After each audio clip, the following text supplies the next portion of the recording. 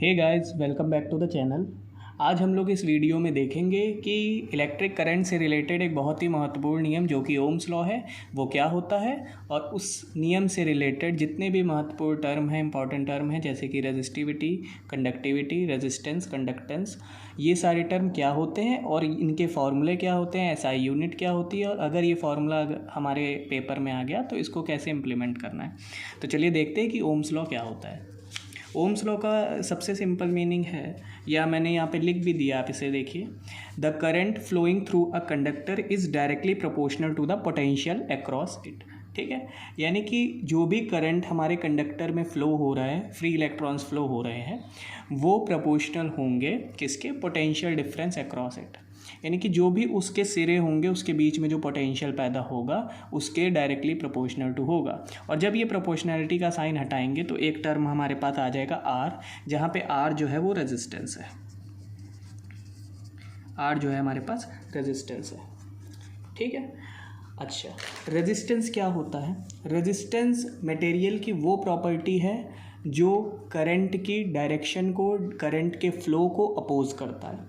ये किसी भी मटेरियल के अंदर उपलब्ध होगा, और ये जो है आर जो है वो डिपेंड करेगा किस पे, उस मटेरियल के नेचर पे, डायमेंशन पे और टेम्परेचर पे। और अगर रेजिस्टेंस की हम एसआई यूनिट की बात करें तो वो ओम होती है। एसआई यूनिट रेजिस्टेंस की होती है ओम। अब हम लोग रेजिस्टेंस के बारे में पढ़ते हैं। तो रेजिस्टेंस के बारे में मैंने ये तो बता दिया कि रेजिस्टेंस एक ऐसी प्रॉपर्टी है मटेरियल के अंदर की, वो सेमीकंडक्टर मटेरियल हो या कंडक्टर हो, वो ऐसी प्रॉपर्टी है जिसकी वजह से जो हमारा करंट फ्लो हो रहा है वो अपोज हो जाएगा। ठीक है, अपोज होने का मतलब है कि वो रुक रुक के आएगा या नहीं आ पाएगा, या कितनी तेज़ी से आ रहा है, ये हमारे आर पर डिपेंड करता है, क्योंकि करंट जो आपका वी है वो आर पे डिपेंड कर रहा है, और आर भी, आई जो है वो भी आर पे डिपेंड कर रहा है। ठीक है, इसके आगे हम लोग देखते हैं, आर जो है वो मटेरियल की लेंथ पे डिपेंड करेगा। ठीक है, आर जो है वो एरिया के इन्वर्सली प्रोपोर्शनल टू डिपेंड करेगा। ठीक है, और आर का जब ये साइन हटाएंगे प्रोपोर्शनैलिटी का तो वो हो जाएगा रो एल अपॉन ए। ठीक है, एल जो है वो डायरेक्टली प्रोपोर्शनल था, ए जो है वो एंटी प्रोपोर्शनल है, इन्वर्सली प्रोपोर्शनल था। प्रोपोर्शनैलिटी का साइन हटा के हमने रो लगाया, रो यहाँ पे क्या है, रेजिस्टिविटी।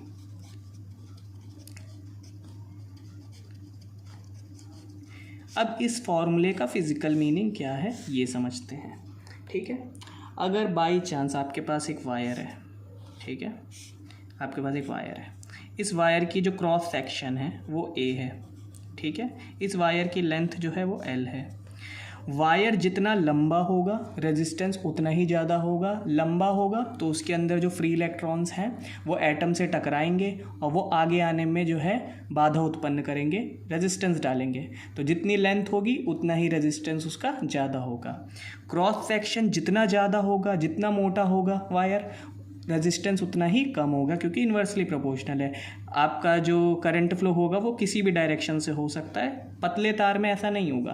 क्रॉस सेक्शन ज़्यादा होगा यानी मोटा तार होगा तो उसका रेजिस्टेंस जो है वो कम होगा, क्योंकि इन्वर्सली प्रोपोर्शनल है। ठीक है, ये चीज़, इसका फिजिकल मीनिंग आप लोगों को आई थिंक समझ में आ गया होगा। अब रेजिस्टिविटी क्या होता है इसको थोड़ा सा देख लेते हैं। रेजिस्टिविटी क्या है? रेजिस्टिविटी रेजिस्टेंस से ही रिलेटेड टर्म है। ठीक है, तो इसको डिफाइन कर सकते हैं, या मैं आपको डेफिनेशन इसकी बोलूँ तो it is defined as the resistance of the material of unit length with unit area of cross section. यानी कि आपको डायरेक्ट यहाँ से मिल सकता है, इसका फॉर्मूला आप लोग बना सकते हैं। रो इज इक्वल टू क्या हो जाएगा, R into A upon L. यानी कि आपका जो रेजिस्टिविटी है वो आर के बराबर ही है, यानी कि वो रेजिस्टेंट ही है। कब? जब ए आपका यूनिट एरिया हो, 1 यूनिट एरिया, और आपकी लेंथ भी क्या हो, 1 मीटर हो। ठीक है, अगर ऐसा कुछ हो जाए तो क्या हो जाएगा, रो जो है वो आर के बराबर हो जाएगा। यानी कि resistivity is equal to resistance when the unit area is 1 meter square and length is 1 meter। तो आई थिंक आप लोगों को रेजिस्टिविटी समझ में आ गया होगा। और रेजिस्टिविटी क्या होती है वो ओम मीटर में नापी जाती है, या इसकी एसआई यूनिट जो ओम मीटर होती है। कैसे निकाला जाता है, क्योंकि ये आपका ओम का, इसकी एसआई यूनिट ओम हो जाएगी, इसकी मीटर स्क्वायर और इसकी मीटर से ये मीटर स्क्वायर का 1 मीटर कट जाएगा, तो ओम मीटर जो है इसकी एसआई यूनिट आ जाएगी। अब हम लोग देखते हैं इसके आगे की चीज़। ठीक, तो रेजिस्टिविटी जो है वो आप लोगों को समझ में आ गई। अब ज़रा मैं एक चीज़ दिखाता हूँ आपको। रो इंसुलेटर की क्या होगी, रो एलॉय। अभी मैं इसका मीनिंग बताता हूँ कि मैं ये क्या लिख रहा हूँ।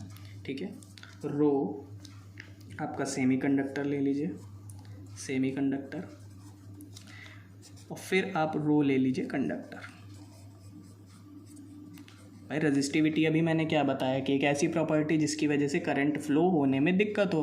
तो आपको ये पता है कि जब इंसुलेटर होता है, इंसुलेटर में आप क्या कर सकते हैं, करंट का फ्लो नहीं होता है, यानी कि उसकी रेजिस्टिविटी ज़्यादा होगी। किसी मटेरियल के एलॉय की उससे थोड़ी कम होगी, सेमीकंडक्टर की उससे कम होगी, और कंडक्टर में करंट फ्लो हो सकता है, इसलिए इसकी रेजिस्टिविटी सबसे कम होगी, यानी कि करंट फ्लो आराम से हो जाएगा। इस वजह से कंडक्टर में करंट फ्लो हो सकता है और इंसुलेटर में करंट फ्लो नहीं हो सकता है, ड्यू टू रेजिस्टिविटी। ठीक है, आपको ये टर्म समझ में आ गया हो तो इसके बाद एक टर्म आता है कंडक्टिविटी।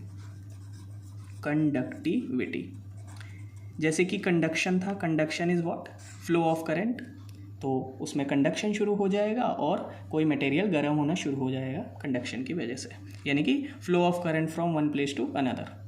अब कंडक्टिविटी क्या होती है, कंडक्शन से ही रिलेटेड टर्म है, यानी कि अगर हम कंडक्टिविटी, इसका मैं पहले फॉर्मूला बता देता हूँ, इसको सिग्मा से डिनोट करते हैं। ठीक है, तो कंडक्टिविटी किसके अपोजिट होता है, 1 अपॉन रेजिस्टिविटी। क्यों, रेजिस्टिविटी जितनी कम होगी कंडक्शन उतना ही ज़्यादा होगा, जितना आपकी बाधा कम होगी आपका करंट फ्लो उतना ही ज़्यादा बढ़ेगा, यानी कंडक्टिविटी इसके इन्वर्सली प्रोपोर्शनल होती है। जितनी ज़्यादा कंडक्टिविटी उतनी कम रेजिस्टिविटी। और इसकी अगर हम एसआई यूनिट की बात करें, एसआई यूनिट की इसकी बात करें तो इसका उल्टा हो जाएगा। इसकी क्या थी, 1 अपॉन ओम मीटर, इसको ऊपर ले जाएंगे तो ओम इनवर्स मीटर इनवर्स, या इसको लिख सकते हैं, ओम इनवर्स को लिख सकते हैं मो, और मीटर इनवर्स को ऐसे ही लिख देंगे। ठीक है, ये चीज़ हो गया आपका।